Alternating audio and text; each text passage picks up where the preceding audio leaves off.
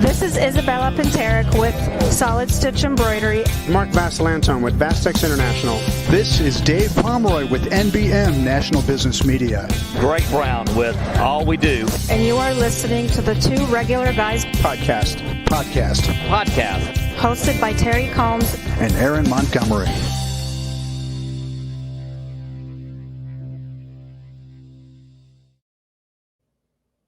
Welcome to the show. It is Friday, September 4th, 2020. I'm Terry Combs, and you can find me at terrycombs.com. And I'm Aaron Montgomery, and you can find me at oursuccessgroup.com. Today, Terry, we are going to welcome in Keith Burwell with Precision One Apparel, and we're going to discuss the pros and cons of working with family. So looking forward to this conversation. You and I had a chance to meet Keith not too long ago at the ThreadX event and really got to hang out and get to know him. Scottsdale. There you go, down the street in Scottsdale. So, and when we kind of had that last minute, hey, we need some help, people jump in here when we were talking about the legacy, family business legacy. We kind of had that set up, but I had heard from Keith, and he said, I've got a kind of an interesting story too. And I was like, yeah, this is definitely worth a program. So looking forward to talking to Eric. I looked at Eric's in the background. So, hey, good morning. All right. So let's check in with some of our regulators here this morning. We've got Todd Downing checking in. And this is where I got the Eric from. Greetings, everyone. Eric here in the comments as usual. And Joe Ortnaugh checking in. Terry Saunders. And Dato Dan. Terry, where? Kelly Goldsmith. And Wade. And Wade, I'm not even going to try your last name. I'm sorry. I should know this, but Okay, silent. Nice. And Dan says, Aaron works where? And that's oursuccessgroup.com. So there you go. How about that? And we've got Marcia Derryberry checking in. In fact, we're going to have Marcia on with us next week. So she's going to be hopefully getting some tips here on what to. Marcia's watching for a practice run here. Yeah. Marcia says Facebook isn't playing the video or audio now. Anybody else having trouble? I'm seeing other folks from Facebook here, so my guess is it's working out okay. Terry, how's it going on your end? I hear everything fine. I'm going to say, Marcia, user error. But I don't know. All right. If anybody else, though, can let us know, make sure everything's going okay. But definitely also check us out over on YouTube as well. So appreciate that reminder for folks. If you haven't subscribed to the Two Regular Guys channel over on YouTube, please do check that out. All right, Terry. Well, let's go ahead and get into some news stuff here before we get Keith on. And what came across your desk there? It's kind of sad news. Our good friend Katie DiTallo is leaving the NBM show. She's been there for 11 years. Aaron, the time flies, huh? Yeah, definitely. Today is, in fact, her last day. So, Katie, thanks for all the great info you shared with the regulators here on Two Regular Guys, and we're going to miss you and wish you the greatest success out there and beyond the decorators world. And cheers, Katie. That's an inside joke. Yeah. Cheers. How about that? Terry, I don't know if you had any further communication, any ideas where she's going to land? She is going into the beverage industry. So that's like my comment. Drinking, cheers. Okay. Drinking beverages. No, not like when she worked for NBM and having cocktails. I was going to say, where can I find that job? That sounds like it would be right up my alley. Wait, professional drinking. Is that a thing? I don't think it's a extendable career that can make a real living out of, but who knows? All right. It's kind of like gambling. You probably spend more than you make. Yeah, probably so. All right. Well, Terry, for me, I saw a note that actually showed up in the Graphics Pro magazine announcing Cole Desi has added bestblanks.com to the family of brands. The Tampa, Florida-based Cole Desi, a reseller of customized equipment, announced the addition of bestblanks.com to the company's family brand. So we'll have a link. In fact, Eric's already got a link. If you want to put that up on screen there, Eric, there's the link. You go check out and read a little bit more about that. So that was very interesting. In that article, I noticed that they've actually been picking up quite a few companies over the past several years. So interesting to see them grow. I know they've always wanted to kind of get into the sublimation game, and Best Blanks was definitely a big part of that world as well. So good luck to all of them. Yeah, we don't see Scott Coleman a lot out there in the trade show world, but a really good guy down there at Coldesi, and obviously working hard, not at the trade shows, but acquiring companies. Yeah, exactly. All right. Well, Terry, it's your week for the dad joke. I want everybody to buckle up, buckle in. It's a good one. It's going to be a groaner, though. I'm just going to throw that out there.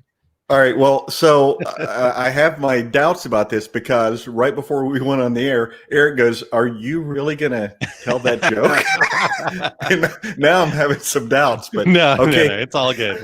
I've got you back. It's been 75 years, everybody. Come on. It's totally. Okay, go ahead. It happened 75 years ago.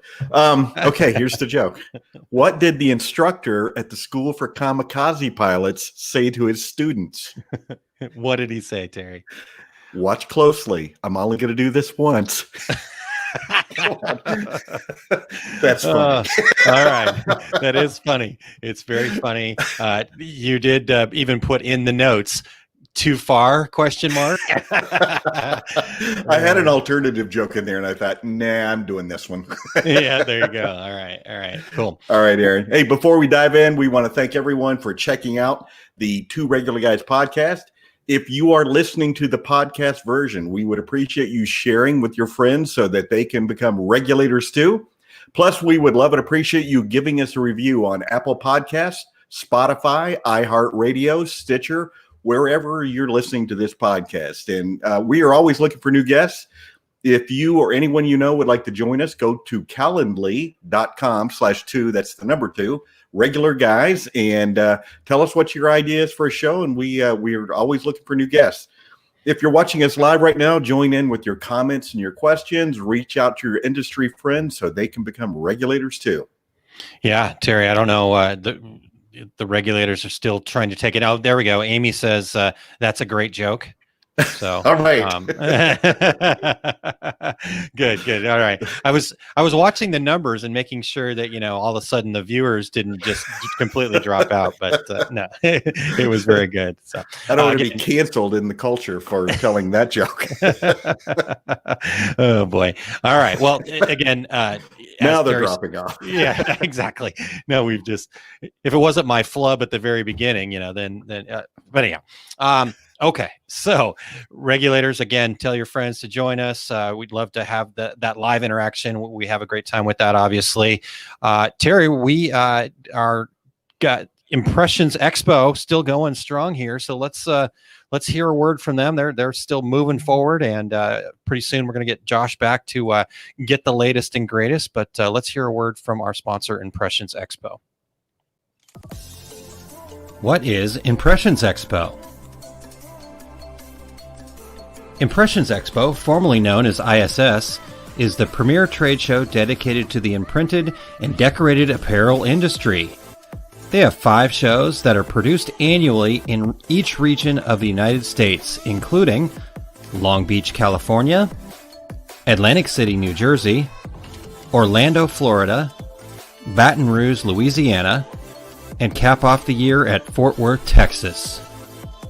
Each of those 5 annual shows also feature over 30 seminars and hands-on workshops in categories such as screen printing, embroidery, digitizing, digital decorating, and much, much more. Visit ImpressionsExpo.com for more details, and while there, use the promo code RegularGuysIE for a free Expo Pass. Again, make sure you visit ImpressionsExpo.com to get more details. And the 2 regular guys look forward to seeing you there.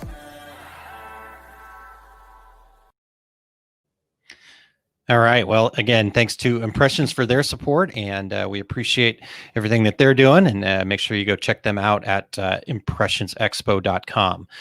All right, Terry. Well, cool. So we've got Marcia back in the comments here. So good. We've got Gusta from Sweden checking in again. I still am not sure if I'm getting it right, but I'm trying. Katie says, thank you so much. You're the best, and I'll miss you.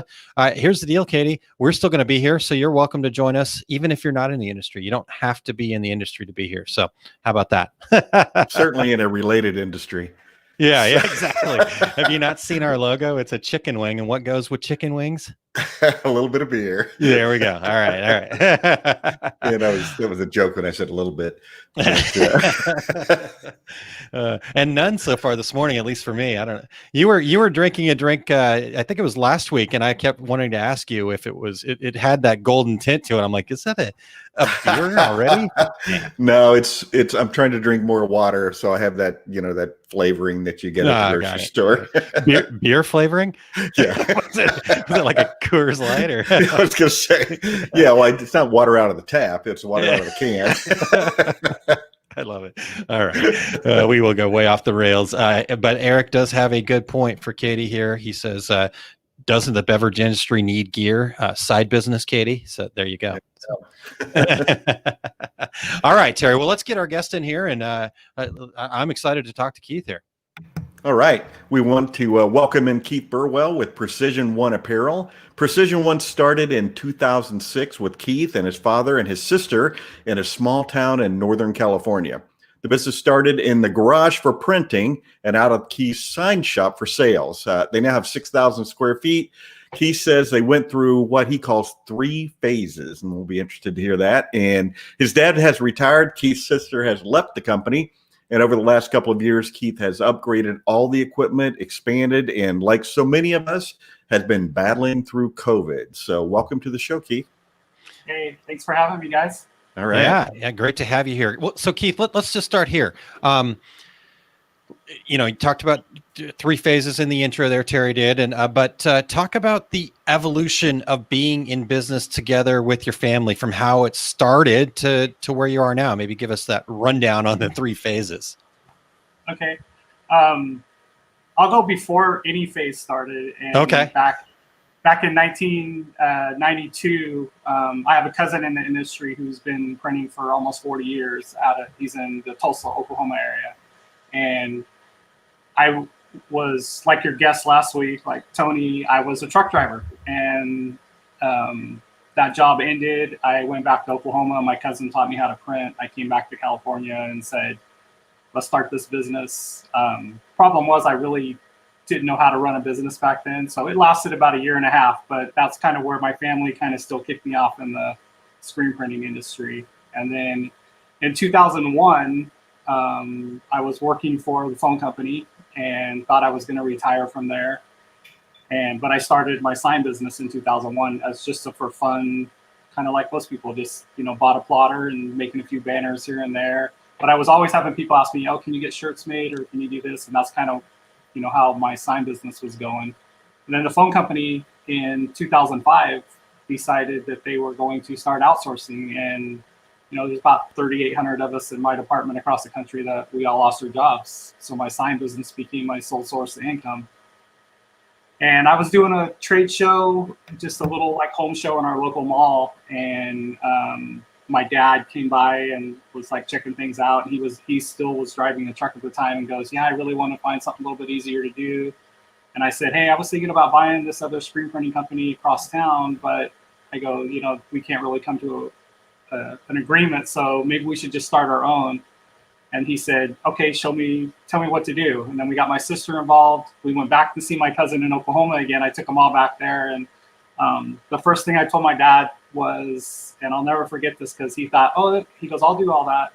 Because I said, I'm never going to clean a screen again. I go, it was the worst part of owning my other business. And I said, I don't want to do that anymore. So we went back there and they were excited. They said, yeah, let's do it. And so we started the business as Precision One Graphics. And when we were flying back on the plane, I created our logo. And by the time we landed, we had our logo in place. And then we went and learned some more things from my cousin, who at that time had automatic and stuff. And we didn't buy an automatic at the beginning at all. So, but we came home, we ordered our equipment, but we started in the sign shop.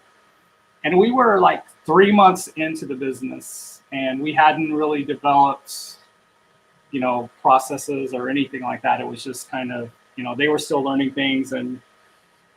But the biggest thing I learned right off the bat was my dad had his way of doing things, and I had my way of doing things. And when you get to the pros and the cons of that, it was really rough, and it became super stressful really fast. And I have a strong IT background. That's what I actually did for the phone company, and everything I did was on the computer.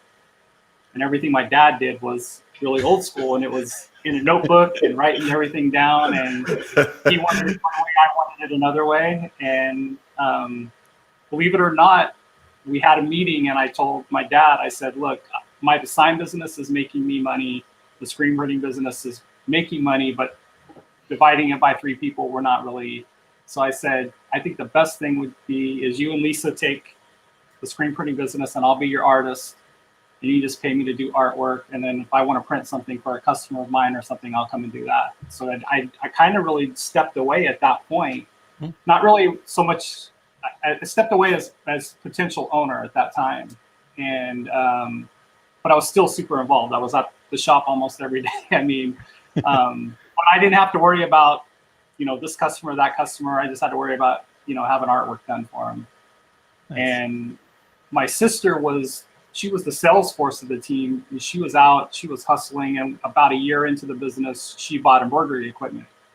And she had that at her house. And she had 5 kids. Her kids were learning how to run the embroidery machine, and it was crazy. But, so that was really kind of like the first phase of the business, and that went on from, 2006 to 2009, my dad officially retired, even though he really never left. He was just, he didn't want to, he's still around today. Unfortunately, he can't.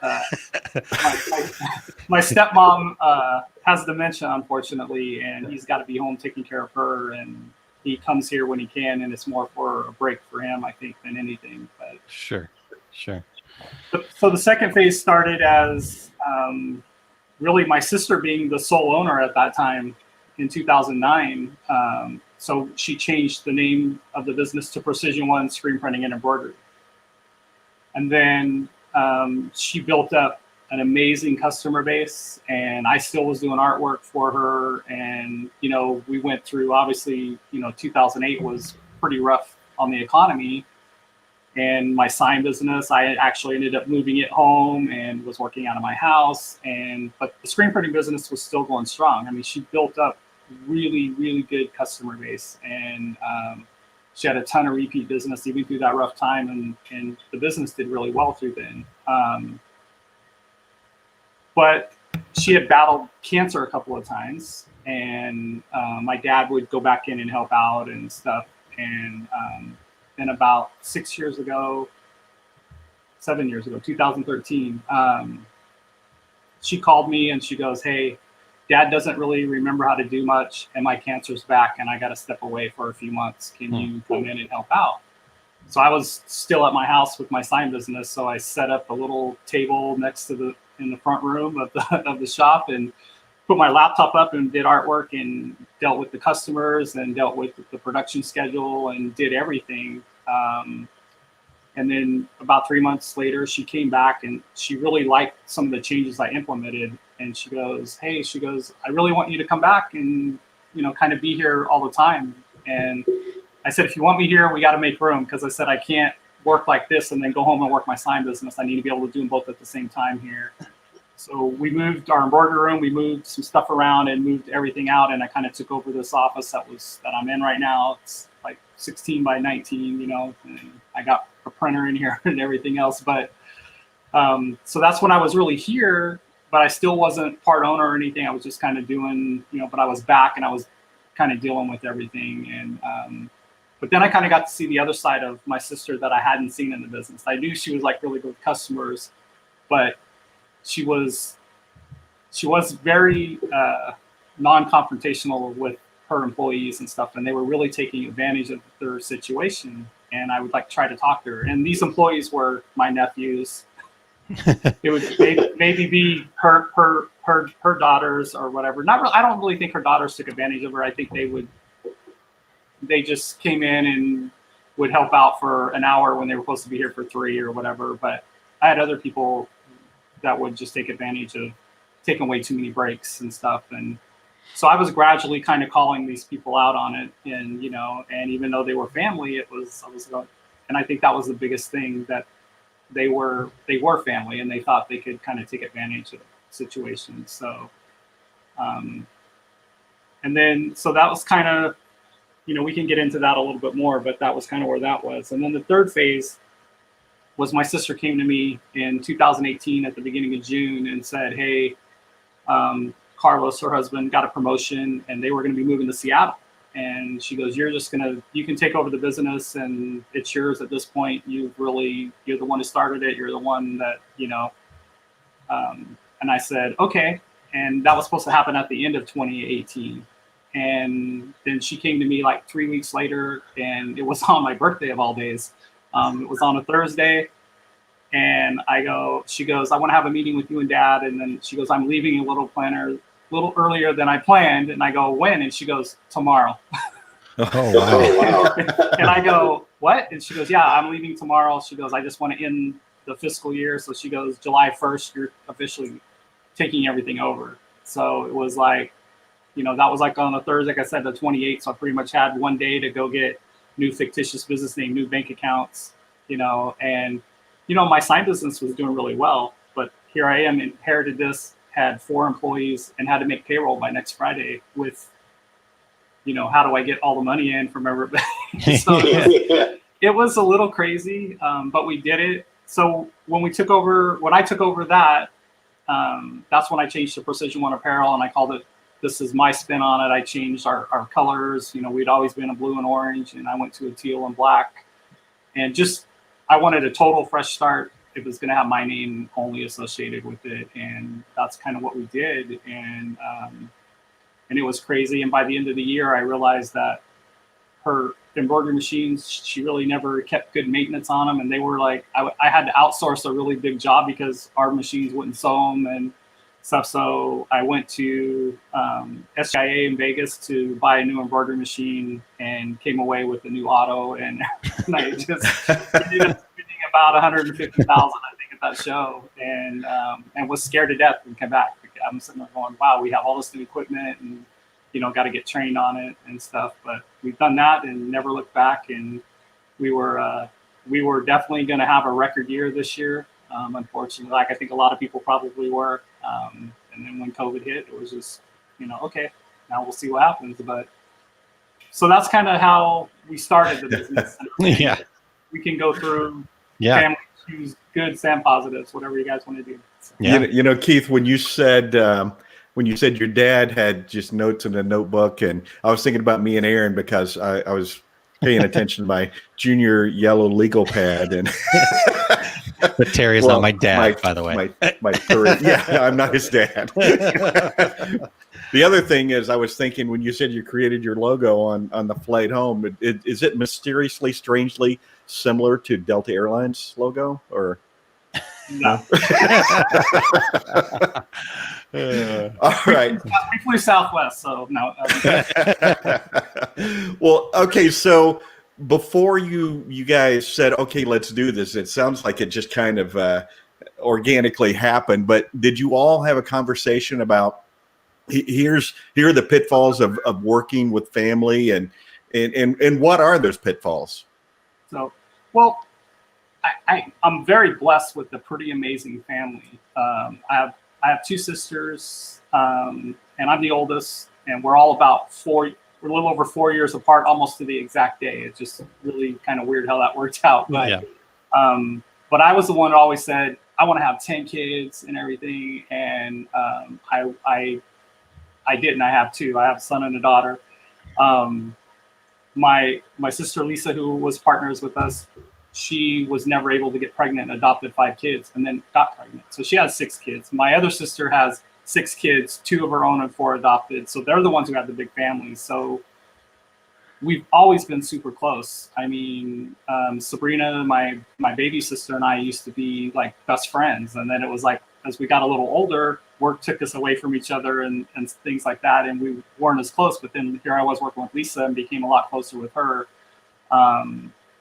So when we talked about it, we never thought about, oh, we're going to fight over this, we're going to fight over that. And not that we actually, I don't think we really never fought. I think me and my dad butted heads on processes on out, and that's when I really had a meeting and I said, you know what, Dad, I go, I love you, but I go, I don't want to fight with you. I go, this is going in the wrong path. And I said, and I'm not going to put blame on you or me, but I said, I think the best thing to do is let me step away. You and Lisa can take that, and so we didn't really look at any pitfalls at that point. We hired our first printer, and I hired him because he was working for the company I was going to buy. And I hired him away because I knew he was really good.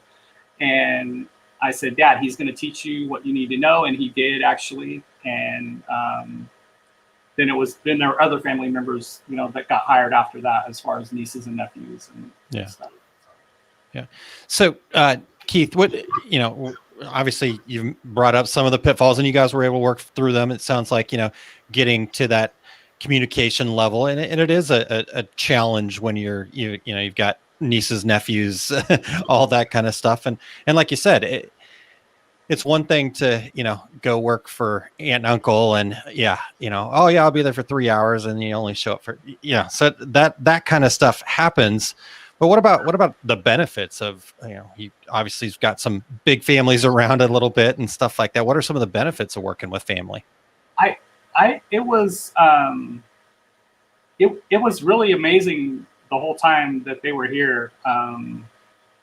Because I still keep the family atmosphere here at work. It's still, my employees, they really are family to me. And I treat them like that. I'm pretty honest with them about, the direction the company's going. I think any employer should be that way with their employees if they can. Yeah. Obviously, when you get quite a few employees, it's pretty hard to do that. But, I consider us a small shop. But I think most of the positive things I was proud to work next to my dad, even when he was back here when he's supposed to be retired, and and I wasn't. We were all working together, even though we technically weren't owners of the company anymore. But we were still.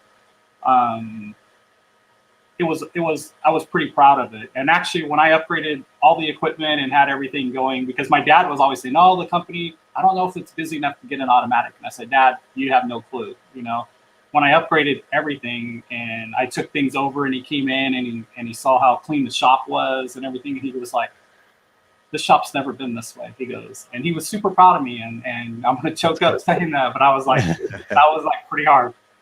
Yeah, that's amazing. That's awesome. That is, I think, probably the biggest benefit is that, it means just a little bit more when you can do those things together and have those proud moments. So that's really cool. High five, Keith.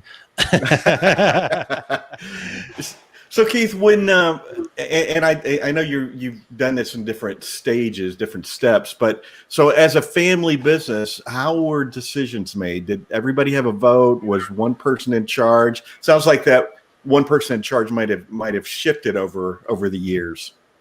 Yeah, when we first started, we would talk, and we would, and they kind of looked to me because I had obviously had the most experience in the business side of it. And probably the most experience, my dad had done all kinds of, entrepreneurial stuff, multi-level marketing businesses and everything, but he was ultimately still just the truck driver, and was probably the hardest working guy I've ever seen in my whole life. And my sister had done retail management. She was a manager of a chain clothing store for a long time. And so she knew sizing, and so she brought a different aspect to it, but she also brought the sales aspect to it. So we let her go out and get the customers, and that's what she was really good at. And me and my dad managed the production side of things. And then it became, when I just said I'm just going to do the artwork, and then I was doing that, so I would go over and explain, to my sister, hey, when you're out selling a job, you got to really look at this and that. So she kind of learned a lot at the time. So as far as business, decisions, it really was just kind of a group effort, depending on what we were doing. I never told her how to go out and sell. I only showed her artwork wise, hey, you need to explain to a customer that, they got 14 colors and we only have a 6-color press, and this is all we can do. So it was that. I think when it came down to more of the financial aspects and things like that, what we should spend money on and all that, I think then that was more of an in-depth, and a lot of research. And, we went to a lot of trade shows, obviously. I think I've been to, since we started the business, I think there's only been 1 year I never made it to Long Beach. So, that was, was our great resource as far as what's new, what's coming out, Sure. So Keith, your sister didn't act like a typical salesperson and say, but the customer wants 14 colors. No, but there was a lot of aspects that she was always, oh, well, we'll get a sample in and stuff like that. And actually my office manager just did this the other day and ordered in $280 worth of OGO shirts and stuff for this customer, that she wanted to try on. And she picked 3 of the 15 pieces. And I was a little bit furious with my a little bit furious. That's I was like, we don't order in that much stuff unless we know they're going to be using it. So that was but my sister was notorious for that. That is one thing I can tell you. When I took everything over, there's probably still 30 to 40 boxes out in my sign shop of stuff. My sister, when she would order hats, she would order 2 to 3 extra, and I could never fathom that. I mean, I understood why, because the machines would mess up a hat or whatever, and she always wouldn't have it. But when I took over, I said, we're not doing that. I go, that's, if the hats are $9 a piece, that's $27 of profit you just lost, because it's going to sit and collect dust now unless we get the reorder or whatever. But well, unless it's a team or something, most people are pretty flexible about, I ordered 200 shirts, you're going to deliver 198. I'm still good, Yeah, and I think what happened with her is she would order these, but she would order a couple extra, even on a 20 hat order or something, and I'm just like, that's just, when I did an open house for both the sign business and the screen printing business, because we're all in the same complex now. And I did this open house 6 months after I took over to show off the new equipment and everything. And I went up the street and I rented a storage unit, just a 5x10 storage unit. And I stuffed it full of all of her overstock stuff. That's how much stuff I had. And the origins of overstock.com, right? And a couple years ago, we had a lot of fires up here. I mean, we still had some this year, but we had the Paradise fire, which was a really bad one that, I think 85 people perished in that. But I had taken a bunch of all different color T-shirts, all different brand T-shirts, took them home, and we did a yard sale at our house. And I filled up my garage with all of these, and it was like we did $1 a T-shirt, brand new, back to school. We sold over $400 at that yard sale, almost all T-shirts. Maybe a sweatshirt or something, and I still had my garage was just full of stuff and everything. And then the fires happened, and then they had a big donation trailer that was like right up the street from my house. And I threw everything back in my truck. I took it up there, and the guy's like looking at me, and he goes, "Are you, And he goes, if I write you a receipt for $5,000, I go, I don't need a receipt. And he goes, no, I want you to have some kind of tax deduction. And it was easily $5,000 worth of stuff. It was probably closer to 10. And but I go, this is really going to help out the people. This is fine, and it's helping me by getting it out of the way. But that was really kind of the thing. And I still had a storage unit full of stuff, and I had an employee going and grabbing a pickup load a day and go through it, and we decided what we wanted, and the other we would donate. We have a local group called People Setter Stand Down, which actually helps the homeless veterans and stuff, and that's actually where almost everything went to. And I kept awesome. stuff that I knew that I was going to be able to reuse down the road, and that's kind of what we've done. But yeah, there was probably $30,000 to $40,000 worth of wow. I mean, but the sad thing was it wasn't like there was 200 black T-shirts. There was 14 purple shirts and 18 green shirts. So Right. it was impossible to inventory and and stuff. And it was just it was a sloppy bad practice, and that was unfortunately I will put the blame on my sister for that. Yeah. Hopefully she's watching. I told her to come and watch. I wouldn't throw her. All right. Good. She wants to have another family meeting as soon as the show's over. Indeed. All right, Keith. So we've got a couple of regulators checking in here. Frank Dunn, who's over in the UK, actually said, "Yep, been there with that." When you were talking about some of the family stuff, he also asked, "Have you ever had to let a family member go?" Yes. care to explain that, or? So this happened just before I took everything open.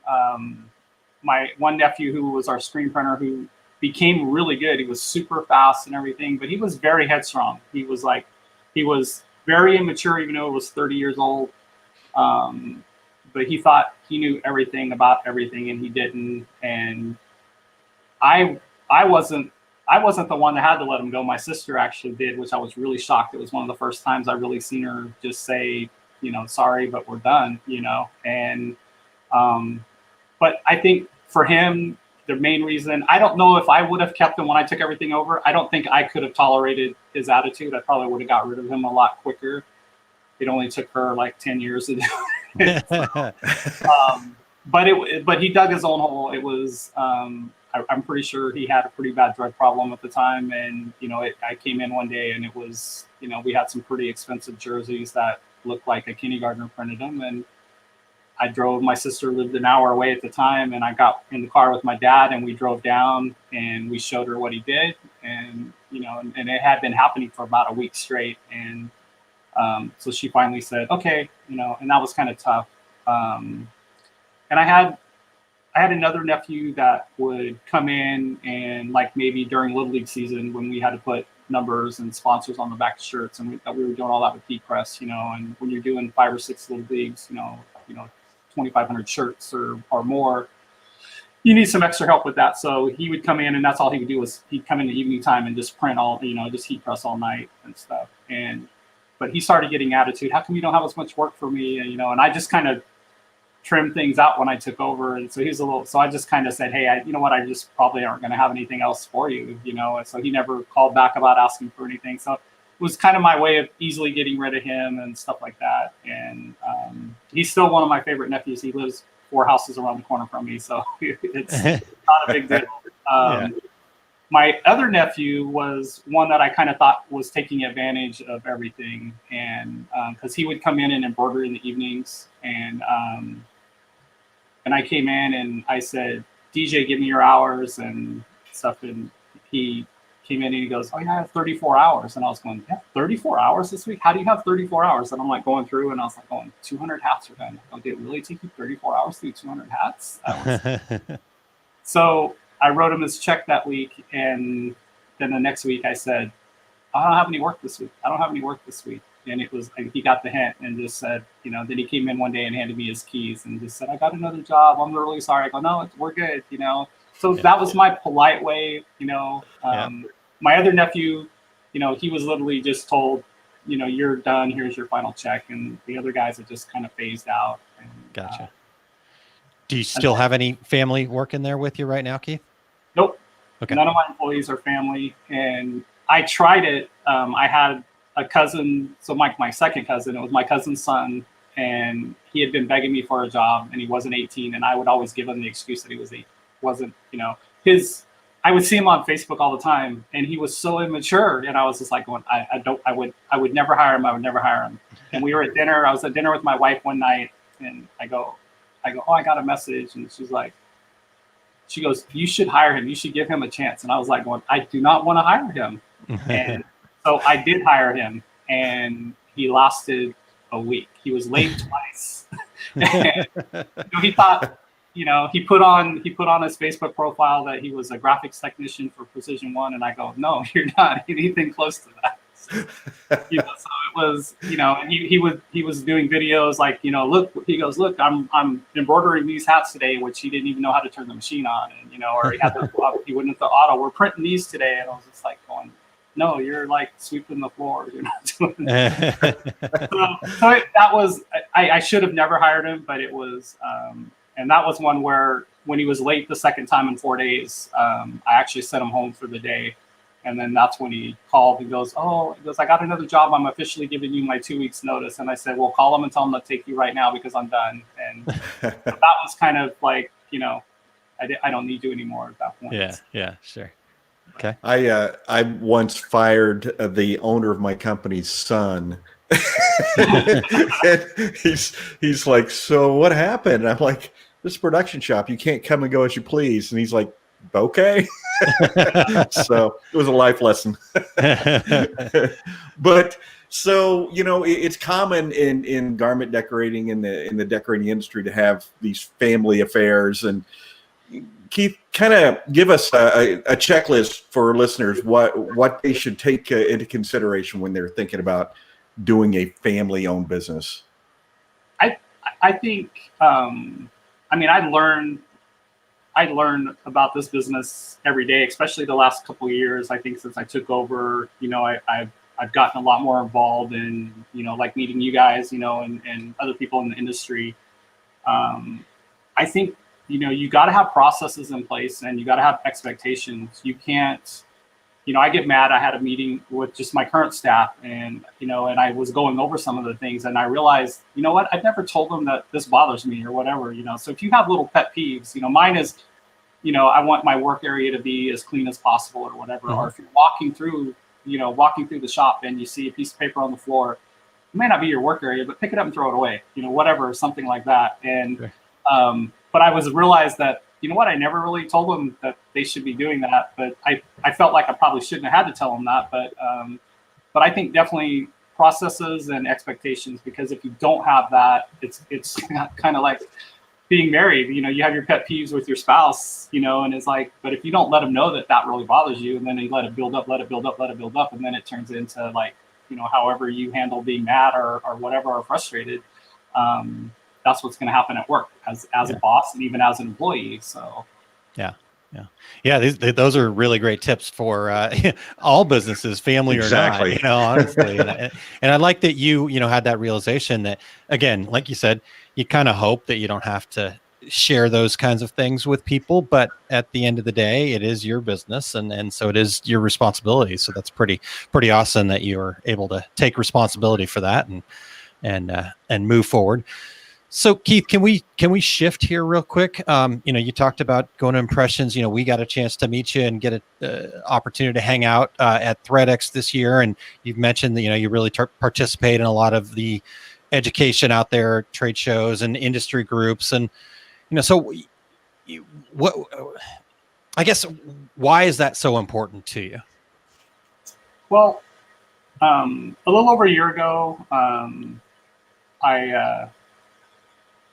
I don't remember exactly how it was brought to my attention. I don't know if I just found it or whatever, or maybe it was just I was on one of Tom's things, and then they were talking. I was learning about Shirt Lab and stuff, and they had one that was really close up in Portland, so it was really easy to get to for me. So I decided to go to that, and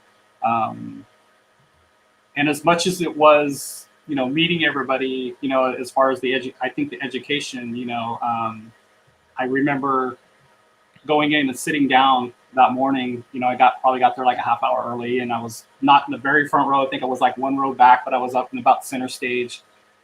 And I had this gentleman come in and he goes, "Oh, do you mind if I sit next to you?" And it was like, there was literally like a million other tables left that he could have sat at. And I was like, sure. And I'm opening up like who's going to be speaking. And I'm looking and I'm going back and forth. And I'm like, this is like the first speaker. And it was Mark Coudray. So Mark sits next to me. So not only did I get to sit next to him all day, I got to pick his brain all day. So no matter how much money that would have cost me, it was there, and then we actually went to dinner together, and stuff like that. So that alone was worth it for me. But that kind of kicked it off. I mean, I met some really good, all our counterparts across the country, and stuff like that. And to this day, I'm really good friends with a lot of those, and I consider it my second family and stuff. And when we go to we go to trade shows or whatever we go to, it's more the meetup now for me, but, we get together and we can talk and discuss the pitfalls we're having. And I think the last year and a half, I've probably learn more about the industry than I think I've learned the whole time of my career in the industry. So I think education, the trade shows, when we first went to those, it was always, well, let's see what's new, whatever. Maybe we might have taken a couple classes here and there, but I think being out on the floor and talking to don't ever be afraid to ask the questions. I mean, Right. If you don't know it, everybody's there to help. Same thing, on here, on your guys' groups and stuff like that. Never be afraid to ask a question, because if there's an easier way to do it or a better way to do it, or and don't ever, if you're doing it wrong, you're doing it wrong. But there's so many ways to do so many things. So I don't even know if you really call it doing it wrong. But Sure. Man, if you show me a better way to do something, I'm taking that with me. And so it's education, knowledge. That's what you should go to these shows for, go to these events. And I'm just like crazy right now. So I'm really hoping we get to do something in 2021. So Yeah. Agreed. Yeah, I think you hit some really key points there, Keith. I mean, obviously the education is a big part of it. Like you said, if you can learn something, kind of going into things, because I know for me, when I've made the biggest mistakes is, showing up to something and go, oh, well, I know this stuff, I'm good. But if I change that and I have that kind of beginner's mindset and go, yeah, who knows, maybe I can, that's when I've always gained the most value. But then the other part that you mentioned, Keith, the part about just, getting to sit next to Mark Coudray and pick his brain and meeting people. And, it's kind of the mastermind theory in a way, I think. So that's awesome. Heck, we had a blast that night. We got to hang out. So I don't know if we learned anything, but I never forgot the name of the shots that we were doing. So that was, my wife said they sounded terrible, but I said no, they tasted pretty good. The name of that shot came from Aaron's own mind. That's right.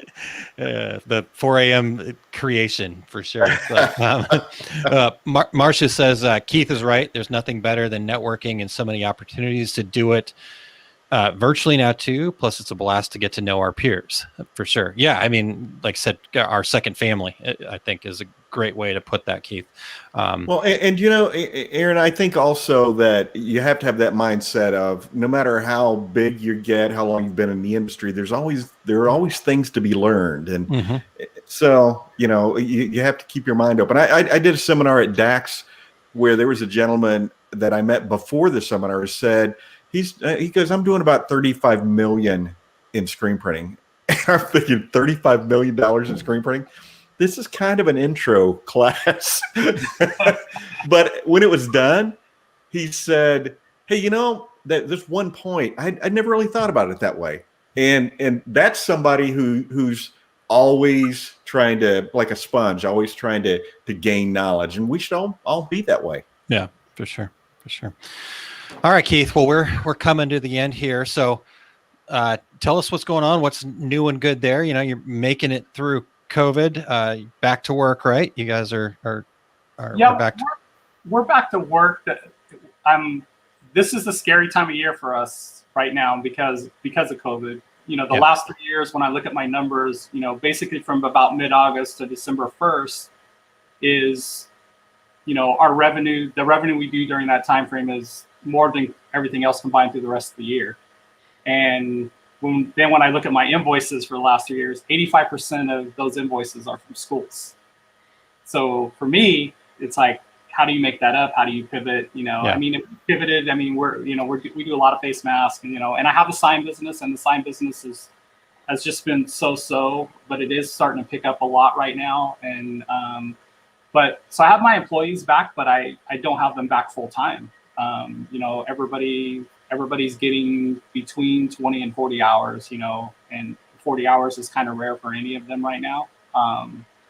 But we didn't get anything from SBA, so we didn't get the emergency $10,000 thing. We didn't get PPP, and I think we didn't get PPP, to be honest with you. It wasn't anything to do with the business or my credit or anything like that, because all that's actually really good. I think it was because I didn't ask for enough, because everybody I know that asked for 50 to 60,000 or more than that got it. And I didn't ask for that much because I didn't know how much we were going to be obligated. So I was trying to control it. So we didn't ask for that much. And so everybody that I know locally in my area that asked for 50,000 or less did not get it. So I just think the bank maybe didn't want to fund it because they weren't going to make as much money, and they funded the other people because that's where their money was. The first round, they said they ran out of money. Second round, I was supposed to be first in line, and it still didn't happen. And it definitely would have helped, but now we're just kind of we're getting through it, and I'm just I'm hustling. I'm doing a lot more online stores. That's I have a goal to get a lot more of those up. I've jumped some of my social media strategy. I'm actually getting a pretty decent presence on TikTok of all places. So, nice. There you go. When we were down at ThreadX, Marshall was doing this 30-day live, and I had started mine, I think, the week before down there and for Facebook. And that was actually, I was doing that for 2 weeks because I really kind of wanted not being as shy in front of the camera for TikTok. And I thought maybe, but that was still, TikTok was just for fun thing. It wasn't even going to be for business. Yeah. And when COVID hit, I met this lady that does social media managing and started talking, and she was just like going, hey, you should really look into this.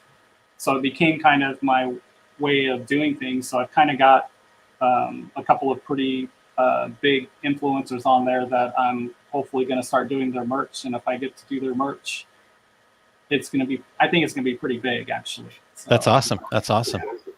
That is really cool. Cool. All right. Well, Keith, tell us where people can find you, where people can reach out, and how do they connect with you? So our website's Precision1, the number one, actually, precision1apparel.com. Our local phone number is 530-790-7070. If you go to the website, you can email me from there. I'm on Facebook. I'm on Instagram, everywhere. Just my name or business name. Just find me and there you go. And check out TikTok. Yes. Awesome. Cool. Well, thank you so much for your time today, Keith. It was really great getting to talk to you, get to know more about your business, and best of luck out there, and let us know if there's anything we can do for you. All right. I greatly appreciate it. Had a lot of fun, guys. Awesome. Thanks, Take Keith. care, Keith. All right, Terry, let's jump in. We've got another guest actually joining us. So we're going to talk to Cheryl Kuchek. So Eric, if you can bring us some Cheryl here and make sure we've got, there we Share go. the screen with Cheryl. And let's get her unmute. Oops. Okay. Cheryl, can you unmute your microphone on that side? There we go. Cheryl, can you hear us? There we go. We got you, Cheryl. I can hear Welcome. you. So let me put this on. She can't hear us. So hang tight 1 second. I have We're going to hear you to through talk my to phone. Cheryl Kuchek about these. I can't. Yeah. All right. Thank you. Let me see if I can Right. fix this where I can hear you. Aaron, I like the way that Keith said the name of his business, and it's the number one. He said, hey, that's just like us. Two, the number two, regular guys. Yeah, that's awesome. That's awesome. All right, Cheryl, are you hearing us now? I think so. Yeah. Yeah. All right. Okay. All right. I think we're there. Jerry says hi, Cheryl. So checking Hi, in. Jerry. All right, Hey, Jerry. Hey, Cheryl, so we want to talk Sublimation Summit. 2019 was your first live Sublimation Summit. So for all of our regulators who may have missed it, tell us a little bit about that first event. Well, it was actually pretty scary and pretty awesome. I had really had a desire to put together a dedicated sublimation conference, heat transfer. And, it was really something that I wanted to do for probably 5 or 6 years. I'd talked to Aaron numerous times about it. And anyway, so at an ISS show, actually, in Atlantic City, actually 2 women came up to me and said, you have got to put a conference together. We need a conference. We desperately need a conference. And I'm like, okay. So anyway, and again, it was something I had always desired to do. And so I I had talked to David. I talked to a bunch of the vendors, and they were all for it. And I spoke to Aaron. He was probably one of the first that I called and said, "Hey, would you?" And he said, "Absolutely." Yeah. And anyway, so it exceeded my expectation. It is more of a retreat. It's not like a conference, or, well, it is a conference, but it's more of education based and lots of classes. We had 92 classes. Wow. It was crazy in 2.5 days, and it was awesome. It was so awesome. Yeah. Yeah. And you had some great classes. I mean, you know, and like you said, you mentioned David, and for those that don't know, that's David Gross from Condi Systems. He was there teaching. You had Jimmy Lamb, you had Aaron Knight. Is that right? Yeah. Aaron Knight, Vic Patel. I mean, there were Coastal was there, Johnson Plastics. You had Roger teaching Corel. Yeah. Just some really great stuff going on. And like I said, it wasn't a trade show. It was a conference, but it did also have that retreat feel. I you know, as Cheryl mentioned, she called me and asked if I would be willing to participate. And I was like, heck yeah. And like Cheryl had said, you know, this was something that I felt was needed. Cheryl was just the one that was brave enough to pull it off, you know, because as she mentioned it, I'm sure it was scary. It was like, you know, so we found the Crown Plaza, you know, they said, listen, we either want your first child or, you know, a mortgage. Or maybe both. Yeah. Exactly. And if you can't pay, we definitely want both. And, you know, so what will it be? And I was like, OMG, like, I didn't know it was that expensive. And, but I have to tell you, it ended up being truly exceeded my expectation. The food was amazing. You literally got breakfast, lunch, and beverages and snacks all day long. Hot snacks too. So I mean, it was top notch. The staff was amazing.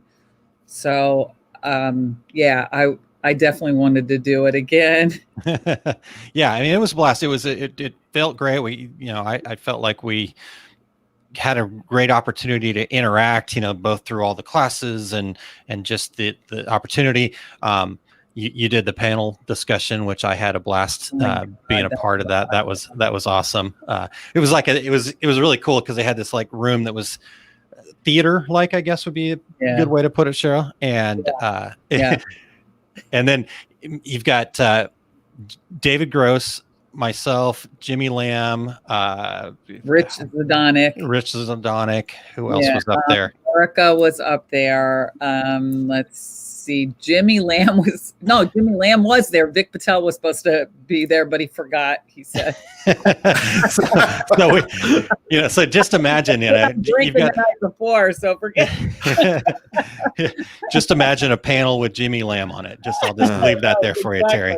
It was great though, and Randy Bratz was there as well. Yeah, that's right. It was really, really cool. But I got to tell you this. So one of the highlights for me, or maybe not a highlight, but a scary moment was my keynote speaker was Sean Copeland, Secretary of Commerce for the state of Oklahoma. And he is, you know, he's the keynote speaker.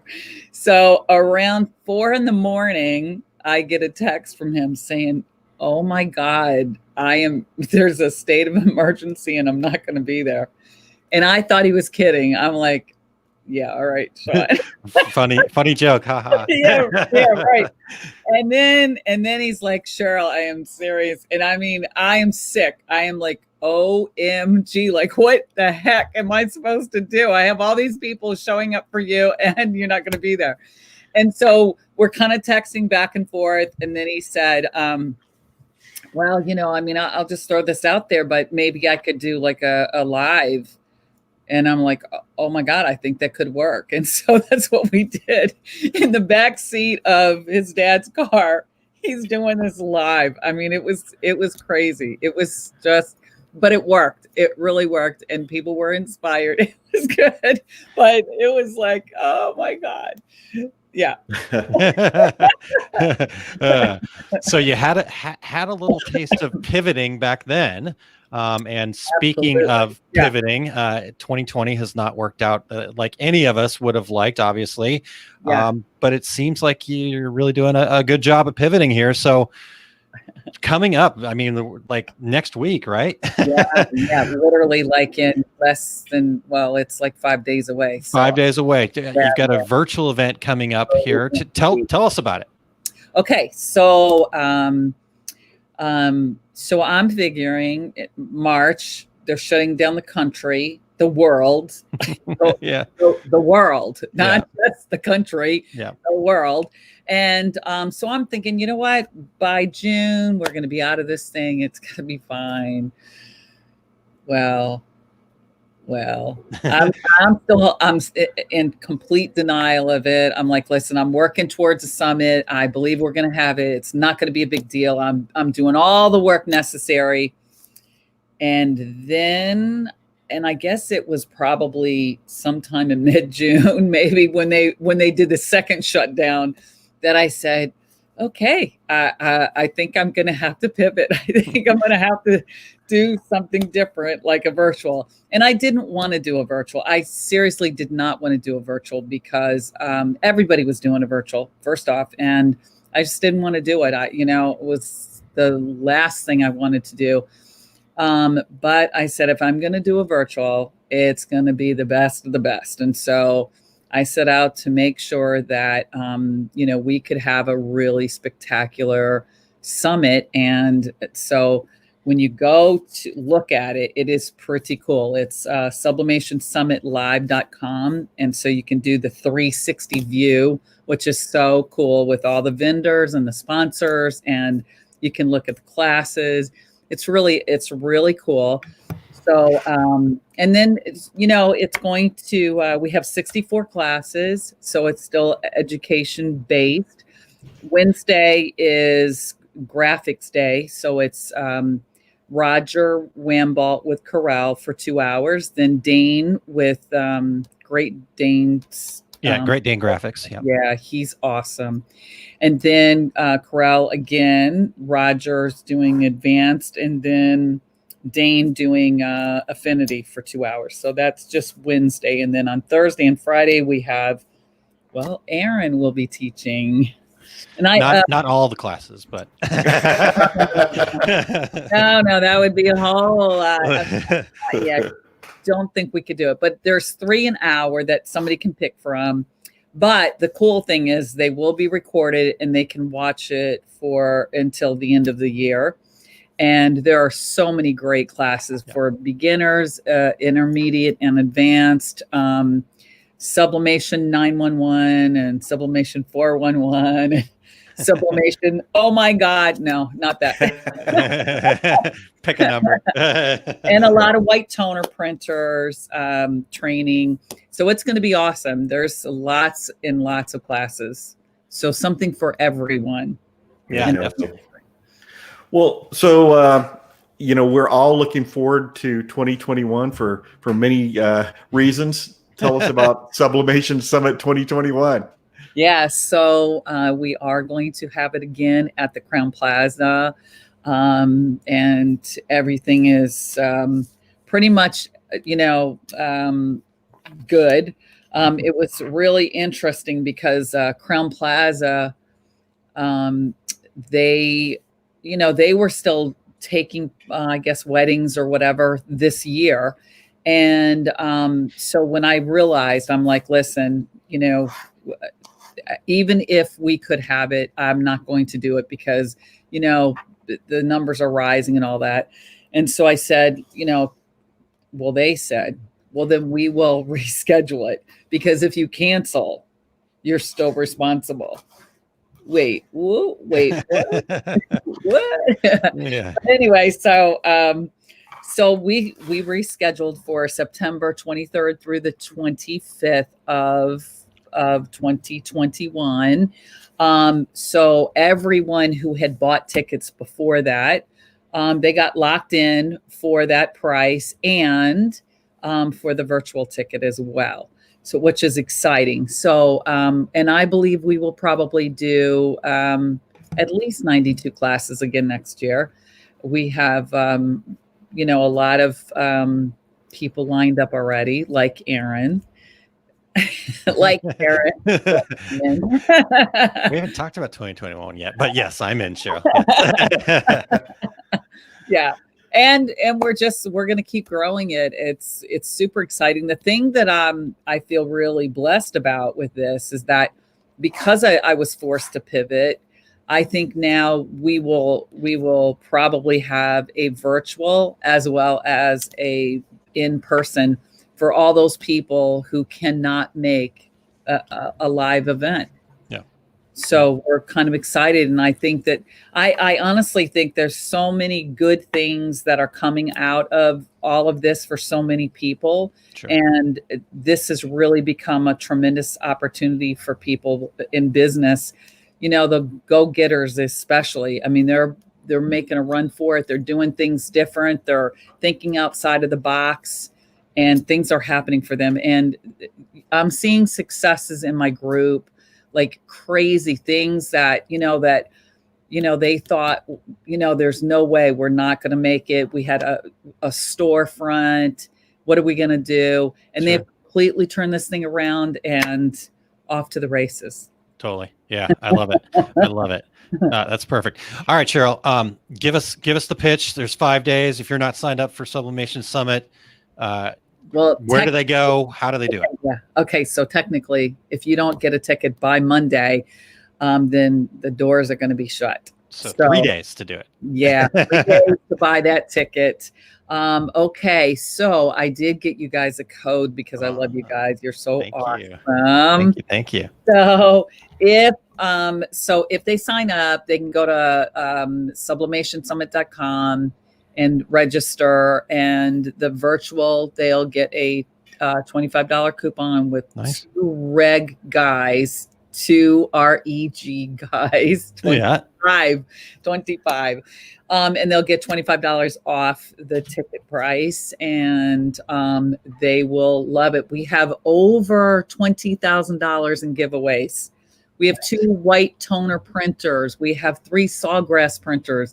We have 2 big, huge baskets of substrates to give away. I mean, the giveaways are insane. So go to www.sublimationsummit.com. Look at the gifts, the giveaways. It's crazy insane. And one of my favorite classes that I'll be doing, that I will be a part of, is Cheryl and Ashley Gone Wild. I like saying that. Yep. It's gonna be great. Cheryl and Ashley Gone Wild with artistry markers and whatever, the stamp pad. So I'm super excited about that. That's gonna be so much fun. What day is that? Are you doing it? That's on Thursday. That's on Thursday. And we do have our keynote speaker is Sean Copeland. And again, he promised I will be live this time, Cheryl. But I mean, he was going to be actually at the event. And of course, that just didn't happen. And so maybe I'll rope him in again next year because he's so good. Check him out, Sean Copeland. He's at Regions Bank. He owns the bank, just saying. Along with 41 businesses, he owns the bank. He's like 45. Yeah. Wow. That's something to aspire to, right? Yeah, for sure. Cool. Looking forward to hearing from him. Okay. Well, one more time. Eric Campbell put that up there. Eric, you're awesome. Yes, that was 2 reg guys. Is that right? 25. Yeah. 2 reg guys, 25 at the end. Sorry. Yeah. Sorry, Eric. 25. He's got a question there, but that is correct. There we go. He's got it. 2 reg guys, 25. All right. All right, cool. Thank you very much, Cheryl, for your time. SublimationSummit.com is where you can check that out. And we'll let you get back to making it an amazing event. Thanks for all the hard work. Thank you. Thank you, guys. Thank you for having me as always. You guys are awesome. I appreciate you. Bye. Take care. All right. Terry, Bonus time. Yes, indeed. So, all right, real quick, got some other great stuff coming up, but again, go make sure you check out sublimationsummit.com and use that $25 coupon code there to get signed up by Monday. I'm excited about it. I get to present a couple of classes. Take a guess, Terry. What do you think I'm going to be talking about? Let's see, possibly business planning. Business planning, yes, indeed. Yep, that's one. And the other one, though, that I'm really excited to talk about is pricing your products for profit. It's something that is near and dear to my heart because a couple reasons. Obviously, I want people to make a profit. I am truly believe profit is not a dirty word, and for some reason, people seem to think that it is. Right. And so that's one thing. And then the other thing is, we all have to be good stewards of this industry, so if you're new into this industry and you're just getting in and going, oh, well, this thing cost me $1, I'm going to sell it for $2. You're not making a profit, and therefore you're putting yourself out of business, but you're also harming other people. So right. That's the other side of it. I just want to make sure people have all the tools that they need to be able to think through their pricing. So those are the two things I'll be talking about. Awesome. Yeah. Eric is pulling off the take up regularly and doing a fantastic job with it. I'm super proud of him and enjoy tuning in, even though he talks about things that I have no clue about, that whole embroidery thing. But let's see, what do we got coming up here today? Today at 2:30 Mountain Time. Terry, that would be probably... That's Mountain Daylight Time. Oh man, Standard Time. We're going to get into that. So, but it's called The Take Up. It's happening on his Facebook page at facebook.com/eric.campbell, and that's ERICH.Campbell. Today, it's all about digitizing letters, fonts, and a fun aside on ambigrams. Ambigrams are so cool. I still have to talk Eric into making one for me, but it was pretty cool. yeah, I just the brain power you have to think that through, and Eric does them, and he's incredible with it. So he's going to talk about digitizing lettering, fonts, and a fun aside on ambigrams. So check that out today. Again, facebook.com/eric.campbell. And also on YouTube, and there'll be a link to that. In fact, it's right there on the page. Also, still got the Demystifying Next Level Digitizing webinar out there. In fact, got some new people, a new person that signed up for it this week. So you want to check it out too. It will help you with better running, bolder, more beautiful embroidery with the faster cycle from concept to completion. It's a fantastic training, and you get access to the entire webinar and all the Q&A at the end, and probably even Eric a little bit too at bit.ly. bit.ly/EricDD. And again, that's Eric with an H, ERICHDD. Terry, the book of travel. I know you got the 2021 one, so I like it. I like the positive attitude, but anything left on the 2020 schedule for you? The only thing I have left right now is my complete screen printing business course at Atlas Screen Supply, November 14th and 15th. I talked to the folks at Atlas this past week. Still on the schedule, so we shall see. But I plan on having all my upcoming 2020 events, and I'm going to be working on the book of travel this weekend. But you can go to terrycombs.com, click on tour dates, and hoping to start filling that in for next year. All right, 2021 travels. Terry's feeling nostalgic to get back on the plane, and send us some pictures of a plane wing and maybe a cocktail or two. So exactly. I sadly do miss those, Terry. I'll be honest with you. I live vicariously. Even though you make fun of me so many times. I know. But it's jealousy more than anything. I live vicariously through you. So, all right. What do you have coming up? Yeah, for me, I've got Small Business Saturdays happening tomorrow morning. Tomorrow, I am talking about masterminding our way to success. It's a concept that I truly believe in. It just takes finding the right group. So tune in tomorrow morning at 8 a.m. Central Time to learn all about that. You can find it over at liveosg.com. That'll take you to the YouTube page, or at our Facebook group at facebook.com/OurSuccessGroupPro. And speaking of masterminds, Terry, the big announcement that I couldn't share with you last week that we've made this week is that we've started the open enrollment period for our Masters of Success program. It's our Success Group's mastermind group basically. And so check out more information and details about it over at oursuccessgroup.com/MOS, stands for Masters of Success. And so I just really excited. We're going to keep that to a limited group of about 4 to 6, 7 businesses. And we're going to have bi-weekly calls on top of all of the training and stuff that we're doing at our Success Group. So if you're part of the Masters of Success program, not only do you get all the things that come with the membership, but you also are participating in these mastermind calls, very structured, so you get the most value out of them. We're just really excited about really making some real important change to people's businesses through a mastermind program. So that was the thing I couldn't mention last week. We wanted to make sure that all of our members had first dibs on that information. Right. And we've already got people applying for that program. So you don't want to miss out. It will be limited. And so get over there and apply today. Then lastly, I guess, Terry, I wanted to tell everybody about our Linktree. I don't know if you've heard of this or not, but it's linktr.ee is this deal. And it kind of started off on Instagram, but I think it's a really useful tool for people to have. But if you want to check out our Linktree, you can just go right there to linktr.ee/our success group. And that will give you all the links about everything going on over at our Success Group. And but you should also check out Linktree. It's a really cool tool that you should be using as well. So very cool. All right, Terry. Well, well into bonus time again. Thank you very much for everything. Thanks to the regulators for tuning in. And we want to thank Keith for spending this hour with us. I also want to thank Cheryl Kuchek for dropping by and sharing about the Sublimation Summit. Make sure you're connecting with both of those folks and really appreciate their time today. All right. And we also want to thank our show producer who spends tons of time and doesn't get a lot of camera time. That's Eric Campbell. And you can find him at ericcampbell.com. Yeah. And really do please go check out the Take Up. It is he does such a wonderful job, does the whole thing himself. Like I said, he talks about things that are not outside of my wheelhouse, and I still just love popping in and just listening and learning from him. He's a great educator. So definitely check that out this afternoon.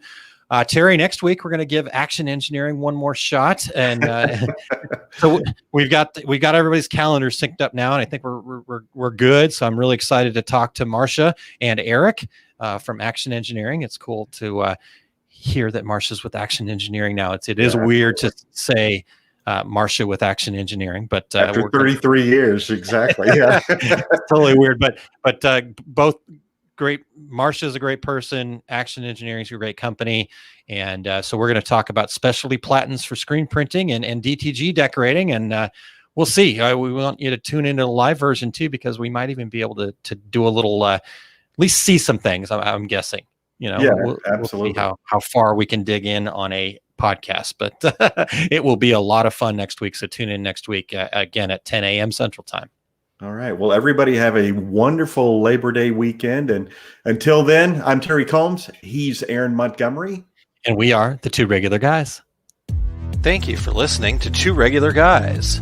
Check out our website at tworegularguys.com. That's the number 2, regularguys.com. You can also interact with us over at our Facebook page, facebook.com/tworegularguys, or send us a tweet, twitter.com/tworegularguys. And we have a YouTube page. You can find all that from our website, tworegularguys.com. Thanks for tuning in, and we look forward to spending some time with you again next week.